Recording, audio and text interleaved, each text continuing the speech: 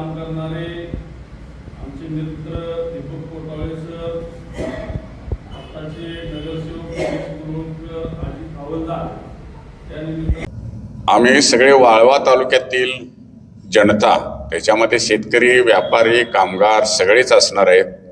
उद्या महाराष्ट्र सरकारनं जो निर्णय घेतलेला आहे त्याच्या विरोधामध्ये एकत्र येणार आहोत. आणि महाराष्ट्र सरकारचा जो निर्णय आहे शक्तिपीठ महामार्ग वाळवा तालुक्यातून नेण्याचा, त्याला आमचा विरोध आहे. याचं कारण असं आहे की हा शक्तिपीठ महामार्ग शेतकऱ्यांच्या दृष्टीनं कुठल्याही उपयोगाचा नाही. त्या महामार्गाची रचना, डिझाईन हे उंचीवरून जाणार असल्यामुळं आणि जमिनीमध्ये भर टाकून हा रस्ता उभा राहणार असल्यामुळं हा 3 पदरी 6 पदरी रस्ता हा जवळच्या कुठल्याही गावाला जोडणारा रस्ता नाही, तर हा रस्ता गावं गाडणारा आणि बुडवणारा रस्ता होणार आहे. कारण वाळवा तालुक्यामध्ये 2 नद्या दोन्ही बाजूला आहेत आणि दोन्ही नद्यांना नेहमी पूर येत असतो. पुराच्या धोका वाढलेला असताना जर का या रस्त्याची भर परत पडणार असेल तर पुराची फ्रिक्वेन्सी, ज्याला शक्यता वाढणार आहे. दुसरा मुद्दा असा आहे की वाळवा तालुक्यातली सगळी जमीन ही ओलिताखाली आलेली जमीन आहे, सिंचनाखालची जमीन आहे आणि ह्या सगळ्या सिंचनाच्या व्यवस्था जमिनीतूनच आहेत, भूगर्भातून आहेत. त्यामुळं ज्या वेळेला हा रस्ता जाईल त्यावेळी जमिनीच्या वरचा भाग जसा तुटलेला असेल तसा जमिनीच्या खालचा भाग सुद्धा भराव टाकल्यामुळं तुटून जाणार आहे. त्यामुळं 2 परिणाम होणार आहेत. एक, सगळ्या सिंचन व्यवस्था बाधित होणार आहेत आणि त्यामुळं शेतीला पाणी मिळणार नाही. आतापर्यंत शेतकऱ्यांनी कष्ट करून कर्ज काढून ज्या नव्या योजना निर्माण केल्या त्या बर्बाद होणार आहेत.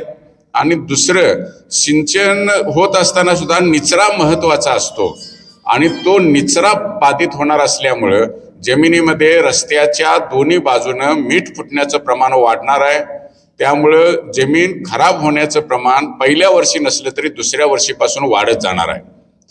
ज्यांच्या जमिनी रस्त्यामध्ये जातील त्यांना थोडंफार मिळेल, पण ज्यांच्या जमिनी रस्त्यामध्ये जाणार नाहीत त्यांचं जास्त नुकसान हे येत्या 3-4 वर्षामध्ये होण्याची शक्यता आहे. कारण ती जमीन कायमची बर्बाद होणार आहे. जर का जमीन दोन्ही बाजूला राहिली तर शेतकऱ्याला इकडे तिकडे जाता येणार नाही. त्या जमिनीमध्ये जायचं असेल तर कनेक्टर शोधावा लागेल, तो 4-5 किलोमीटरवर असेल, फिरून यावं लागेल किंवा त्या जमिनीकडे त्याला दुर्लक्ष करायला लागेल. एकंदरीत शेतीचा खर्च वाढत जाणार आहे. दुसरा मुद्दा असा आहे की जर का रोड टच असेल तर जमिनीच्या किमती वाढतात असं म्हटलं जातं, पण अशा प्रकारच्या रस्त्यामध्ये रोड टचला काहीच अर्थ राहत नाही. त्यामुळे जमिनीच्या किमती आणखीन पडणार आहेत. म्हणजे नापीक होणारी जमीन निरुपयोगी होण्याचं प्रमाण वाढल्यामुळं वाळवा तालुक्यातलं जे ऊसाचं क्षेत्र आहे त्याच्यामध्ये 20% घट होण्याची शक्यता आहे. आणि जर 20% ऊस कमी झाला तर 5 सहकारी साखर कारखाने वाळवा तालुक्यातल्या ऊसावर चालतात. त्या सगळ्या कारखान्यांचा गळीत हंगाम हा आणखीन कमी होणार आहे. त्याच्या आधारावर चालणाऱ्या बाजारपेठा असतील, त्याच्या आधारावर चालणारे इथलं मेडिकल हब असेल, त्याच्या आधारावर चालणारे शिक्षण संस्था असतील, या सगळ्याच गोष्टी बाधित होणार असल्यामुळं हा रस्ता हा विकासाचा मार्ग नसून हा वाळवा तालुका भकास करण्याचा मार्ग होईल याचा खात्री वाटल्यामुळंच या विचारांची या वाळवा तालुक्यातले सगळे शेतकऱ्यांनी एकत्र येऊन उद्या मोर्चा काढायचं ठरवलेलं आहे. आपण पण सगळेजण वाळवा तालुक्याच्या भविष्यासाठी या मोर्चामध्ये एकत्र येऊया आणि महाराष्ट्राच्या मुख्यमंत्र्यांनी जो जुना रस्ता कोल्हापूर जिल्ह्यातून जाणार होता, म्हणजे शिरोळ असेल, कवटेमंकाळ असेल, मिरज असेल, तो रस्ता रद्द करून वाळवा तालुक्यातून आणायचा जो निर्णय घेतला तो निर्णय त्यांना बदलायला भाग पाडूया, तरच आपला विकास कायम राहील. म्हणून उद्याच्या मोर्चामध्ये सगळेजण मोठ्या संख्येनं सहभागी व्हा असा आमचा आग्रह आहे.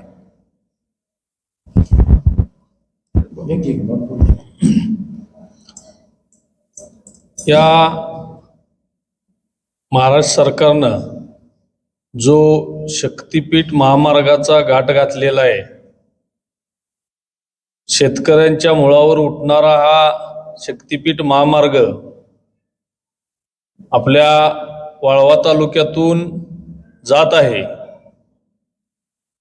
ज्या वाळवा तालुक्यात सिंचनाची व्यवस्था नसताना लोकनेते राजाराम बापू पाटील असतील या विधानसभा क्षेत्राचे आमदार जयंत पाटील साहेब असतील, यांच्या माध्यमातून हजारो एकर क्षेत्र सिंचनाखाली झालेलं आहे.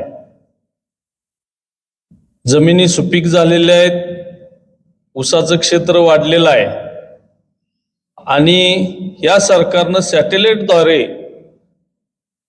जो सर्वे केलेला आहे, 1 इंच ही जमीन बिना पाण्याची इथं कोरडवाहू शेती राहिलेली नाही. आत्ताच असा प्रश्न आहे की या जमिनीतून जयंत पाटील साहेब असतील किंवा लोकनेते राजाराम बापू पाटील असतील, पाणी आणण्याचं काम केलं. त्यांची 3री पिढी प्रतीक पाटील, राजाराम बापू कारखान्याचे चेअरमन यांच्या माध्यमातून या जमिनीतून पाणी काढायचं काम, क्षारपड जमिनी सुधारणा कार्यक्रम घेतलेला आहे. पावसाच्या पाण्यानं, सिंचनाच्या पाण्यानं जमिनी खराब होता चाललेल्या आहेत. सच्छिद्रच्या माध्यमातून त्या जमिनी कशा दुरुस्त करायच्या, हा प्रकल्प, हा विकास चालू असताना हा शक्तीपीठ महामार्गाच्या माध्यमातून 20 फूट उंचीचा शक्तीपीठ महामार्ग जर इथं होत असेल, त्या महामार्गाच्या दोन्ही बाजूला 2-2, 3-3 किलोमीटरच्या जमिनी परत पाण्याखाली जाऊन क्षारपड होणार आहेत, किंबहुना त्याच्यात काहीही करता येणार नाही अशी परिस्थिती आहे. या सर्व गोष्टीचा विचार करून वाळवा तालुक्यात शेतकऱ्यांनी सर्वांनी जागरूक होऊन उद्याच्या पंचायत समितीपासून जो मोर्चा होणार आहे, सर्व संघटना, सर्व पक्ष, सर्व शेतकरी सर्वांनी एकत्र येऊन हा उद्या मोर्चा घेणार आहे.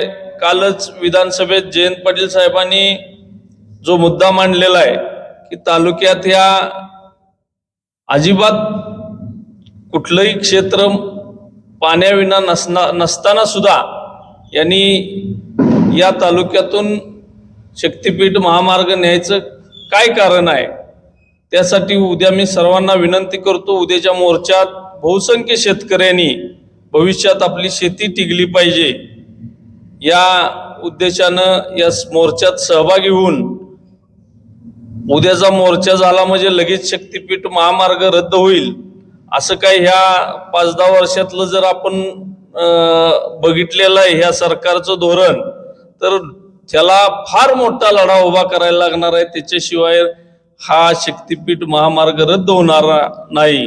तर सर्वांनीच जागरूक राहून उद्याच्या मोर्चात सहभागी व्हावं अशी मी सर्वांना विनंती करतो.